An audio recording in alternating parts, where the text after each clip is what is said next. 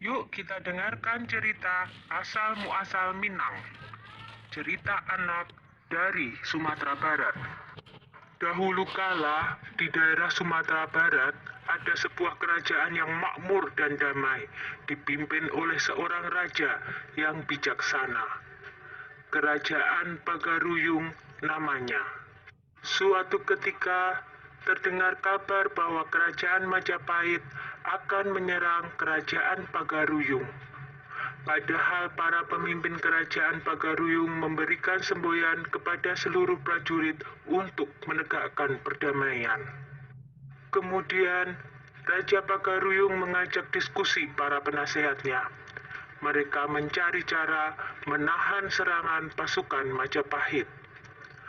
Akhirnya, seorang penasehat kepercayaan raja mengusulkan sebuah ide cemerlang.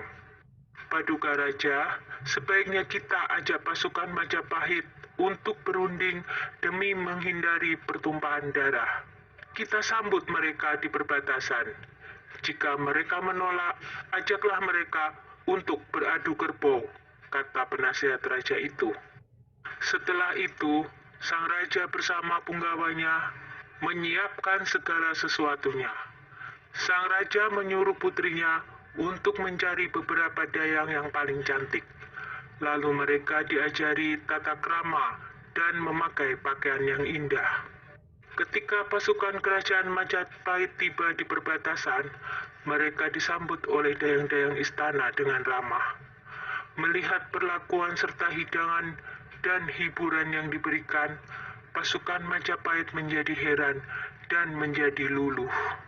Datuk Tan Tejo Garhano segera mengajak pemimpin pasukan Majapahit ke istana untuk menemui sang raja. "Selamat datang, Tuan," sambut raja dengan ramah. "Ada apa gerangan Tuan kemari?" lanjut beliau. "Kami diutus oleh Raja Majapahit untuk menaklukkan Pagaruyung," jawab pemimpin itu. "Kami memahami tugas Tuan, tapi bagaimana kalau peperangan ini kita ganti dengan adu kerbau saja, supaya tidak perlu ada pertumpahan darah di antara pasukan kita," jawab raja. Pimpinan pasukan Majapahit terdiam. Setelah berpikir sejenak, akhirnya ia pun menyetujui usulan raja. "Baiklah, Paduka Raja, kami menerima tawaran itu," jawab si pemimpin. Keesokan harinya, kedua kerbau aduan dibawa ke gelanggang, lalu dilepas. Kerbau Majapahit terlihat beringas dan liar, sedangkan kerbau Pagaruyung ternyata hanyalah seekor anak kerbau. Anak kerbau Pagaruyung segera memburu kerbau Majapahit karena mengira itu induknya. Perut kerbau Majapahit pun terluka, terkena tusukan besi runcing yang terpasang di mulut anak kerbau Pagaruyung.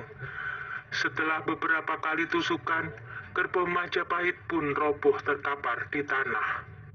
Berita kemenangan kerajaan Pagaruyung mengalahkan Majapahit menggunakan kerbau terdengar ke seluruh pelosok desa. Kata Minangkabau berarti menang kerbau.